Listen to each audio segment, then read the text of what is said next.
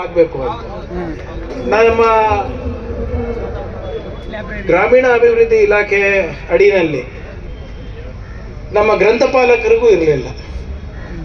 ಅವ್ರು ನನ್ನ ಗಮನಕ್ಕೆ ತಂದ ಮೇಲೆ ಒಂದು ಪ್ರಾಮಾಣಿಕ ಪ್ರಯತ್ನ ಮಾಡಿ ಅವರಿಗೆ ಕನಿಷ್ಠ ವೇತನ ಮಾಡಿಸಿ.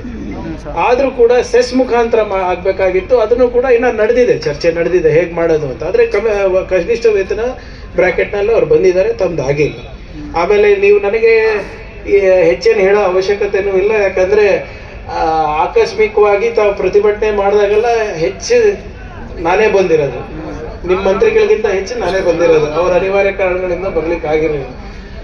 ನಾನು ಕೂಡ ನಿಮ್ಮ ಮುಂದೆ ಒಂದ್ಸರಿ ನೇರವಾಗಿ ಮುಖ್ಯಮಂತ್ರಿಗಳಿಗೆ ಮಾತನಾಡಿದ್ದೀನಿ, ಒಂದೆರಡು ಸರಿ ನೇರವಾಗಿ ನಿಮ್ಮ ಮಂತ್ರಿಗಳಿಗೆ ಮಾತನಾಡಿದ್ದೀನಿ. ಅವರು ಯಾವ ಮಂತ್ರಿಗಳಿಗೂ ಆಸಕ್ತಿ ಇದೆ, ಮುಖ್ಯಮಂತ್ರಿಗಳಿಗೂ ಆಸಕ್ತಿ ಇದೆ. ನಾನು ಈಗ 4:15 ಮಾನ್ಯ ಮುಖ್ಯಮಂತ್ರಿಗಳ ಒಂದು ಮೀಟಿಂಗ್ ಇದೆ ನಮ್ಮದು. ಅದರಲ್ಲಿ ಇದು ಮತ್ತೊಮ್ಮೆ ಪ್ರಸ್ತಾವನೆ ಮಾಡ್ತೀನಿ. ನಾನು ನಿಮ್ಮ ಅರ್ಜಿ ನೋಡಿಲ್ಲ, ಫೈನಾನ್ಸ್ ಡಿಪಾರ್ಟ್ಮೆಂಟ್ ಅವ್ರ ಹತ್ರನೂ ಮಾತನಾಡಿ ಎಷ್ಟಾಗುತ್ತೆ ಹೇಗಾಗುತ್ತೆ ನೋಡ್ಕೊಂಡು ನಿಮ್ಮ ಮಂತ್ರಿಗಳಿಗೂ ನಾನು ಮಾತನಾಡ್ತೀನಿ. ದಯವಿಟ್ಟು ನೋಡಿ, ಈಗ ನೀವು ಮಾತಾಡಿದ್ರೆ ನನಗೆ ಬಹಳ ಕಷ್ಟ ಆಗುತ್ತಪ್ಪ. ನೋಡಿ, ನಮ್ಮ ಪ್ರಾಮಾಣಿಕ ಪ್ರಯತ್ನ ಯಾವಾಗಲೂ ಕೂಡ ಎಲ್ಲರ ಏಳಿಗೆಗಾಗಿದೆ. ವಿಶೇಷವಾಗಿ ನಮ್ಮ ಹೆಚ್ಚಿನ ಕರ್ತವ್ಯ ಮತ್ತೆ ಹೆಚ್ಚಿನ ಜವಾಬ್ದಾರಿ ಈ ವರ್ಗಕ್ಕಿದೆ. ಸೊ ಇವತ್ತಾಗಿಲ್ಲ ಅಂದರೆ ಹೇಗೆ ಮಾಡಿಸೋದು ಅನ್ನೋದು ನಾನು ವೈಯಕ್ತಿಕವಾಗಿ ಕೂಡ ನಾನು ನೋಡ್ತೀನಿ. ಇಲ್ಲಿವರೆಗೂ ನಾನು ಬರೀ ನಿಮ್ಮ ಸಂದೇಶವನ್ನು ಅಲ್ಲಿ ನಮ್ಮ ಮಂತ್ರಿಗಳಿಗೆ, ಮುಖ್ಯಮಂತ್ರಿಗಳಿಗೆ ತಿಳಿಸ್ತಾ ಇದ್ದೆ. ಸ್ವಲ್ಪ ಸಕ್ರಿಯವಾಗಿ ಚರ್ಚೆ ಮಾಡಿ ನಾನು ಕೂಡ ಜವಾಬ್ದಾರಿ ನಿಮ್ಮ ಮಂತ್ರಿಗಳ ಜೊತೆ ತಗೋತೀನಿ. ಇದನ್ನ ಇವತ್ತು ಚರ್ಚೆ ಮಾಡಿಬಿಟ್ಟು ಏನೇನು ಸಾಧಕ ಬಾಧಕ ಇದೆ ಅಂತ ನಾನು ನೋಡ್ತೀನಿ. ಯಾಕಂದರೆ ಸಂಪೂರ್ಣ ಮಾಹಿತಿ ನಾನಿಲ್ಲ, ಯಾಕಂದರೆ ಇದು ನನ್ನ ಇಲಾಖೆ ವ್ಯಾಪ್ತಿನಲ್ಲಿ ಬರಲಾರ್ದ್ರಿಂದ ನಾನು ಜಾಸ್ತಿ ತಿಳ್ಕೊಂಡಿಲ್ಲ. ಯಾವಾಗ ನೀವು ಪ್ರತಿಭಟನೆ ಮಾಡ್ತೀರಾ, ಯಾವಾಗ ನನಗೆ ಕರೆಸ್ತೀರಾ, ಅವಾಗ ಬಂದು ಹೋಗಿ ನಿಮ್ಮ ಸಂದೇಶವನ್ನು ಪ್ರಾಮಾಣಿಕವಾಗಿ ಅಲ್ಲಿ ಕೊಡೋದಷ್ಟೇ ನನ್ನ ಜವಾಬ್ದಾರಿ ಆಗಿತ್ತು.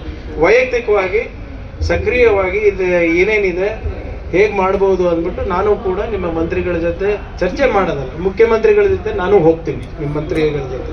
ಆದರೆ ದಯವಿಟ್ಟು ನಿಮ್ಮ ತಲೆಯಿಂದ ಅದು ತೆಗೆದುಬಿಡಿ, ಈ ಸರ್ಕಾರ ಈ ವರ್ಗದ ಜನರ ಜೊತೆ ಇಲ್ಲ. ಪ್ರತಿಯೊಬ್ಬರ ನಾಗರಿಕರು ನಮ್ಮ ಜವಾಬ್ದಾರಿ ಆಗ್ತದೆ. ಮತ್ತು ಯಾರು ವಂಚಿತರು ಇರ್ತಾರೆ ಅವ್ರ ಮೇಲೆ ಹೆಚ್ಚಿನ ಜವಾಬ್ದಾರಿ ನಮ್ದು ಆಗ್ತದೆ. ಸೊ ಖಂಡಿತವಾಗೂ ಅವಕಾಶದಲ್ಲಿ ಇರ್ಬೋದು ಅಥವಾ ಸಮಾನ ವೇತನದಲ್ಲಿ ಇರ್ಬೋದು, ಈ ನಿಮ್ಮ ಏನು ಹೋರಾಟ ಇದೆ ಇದನ್ನು, ಈ ನಿಮ್ಮ ಭಾವನೆಗಳನ್ನು ನಾನು ಸರ್ಕಾರಕ್ಕೆ ತಿಳಿಸ್ತೀನಿ. ನಾನೇ ಖುದ್ದಾಗಿ ಕೂಡ ಒಂದು ಮೀಟಿಂಗ್ ಕರೆದು ಫೈನಾನ್ಸ್ ಅವರಿಗೂ ಕರಿತೀನಿ, ಮತ್ತು ನಮ್ಮ ಮಂತ್ರಿಗಳಿಗೂ ನಾನು ಕರೆಸಿ ಜೊತೆಗೆ ಇದ್ರ ಬಗ್ಗೆ ಏನು ನಾವು ಮಾಡ್ಬೋದು ಅಂದ್ಬಿಟ್ಟು ಶೀಘ್ರದಲ್ಲಿ ಮುಖ್ಯಮಂತ್ರಿಗಳಿಗೆ ನಾವು ತೊಗೊಂಡು ಹೋಗ್ತೀವಿ. ಸೊ ದಯವಿಟ್ಟು ನಾನು ಇನ್ನೇನು ಹೆಚ್ಚೇನು ಹೇಳೋಕ್ಕಾಗೋದಿಲ್ಲ, ಯಾಕಂದರೆ ಪದೇ ಬರೋದು ನಿಮ್ಮ ಮುಂದೆ ಮತ್ತೆ ನಾನು ಸುಳ್ಳು ಆಗ್ತೀನಿ. ಆಮೇಲೆ ಈಗೇನೋ ಅಟ್ಲೀಸ್ಟ್ ಸ್ವಾಗತ ಮಾಡ್ತಾ ಇದ್ರೆ ನೆಕ್ಸ್ಟ್ ಟೈಮ್ ಅವ್ನು ಬಿಟ್ಟು ಯಾರಿಗಾನ ಕಳಿಸ್ರಿ ಅಪ್ಪ ಅಂತ.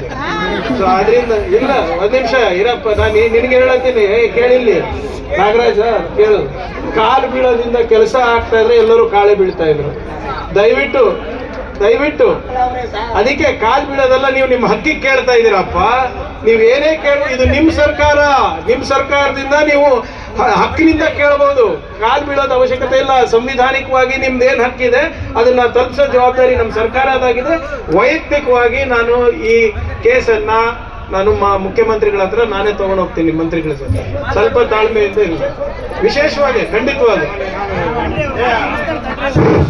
ದಯವಿಟ್ಟು ನೋಡಿ, ನಮ್ಮ ಇಲಾಖೆ ಸಚಿವರು